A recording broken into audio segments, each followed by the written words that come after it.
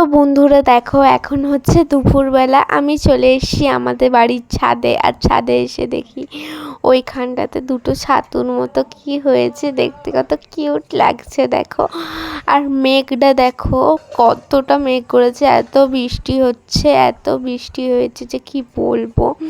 এখানে আমাদের পুরো ডবাগুলো পুরো ভর্তি হয়ে গেছে। ওইদিকে দেখো মৌসুমি গাছটা 2 বছর ফল দেয়নি, এই বছর আবার ফল ধরেছে মৌসুমি। আর এই দেখো এত বৃষ্টি হয়েছে, ডবা পুরো ভর্তি হয়ে গেছে। দেখো আমাদের বাড়ির চারপাশে ডবা, আর এইদিকে বৃষ্টিতে পুরো মাটির বাড়িটাই ভেঙে গেল। আমার তো দেখে খুব খারাপ লাগছে, দেখো কি অবস্থা।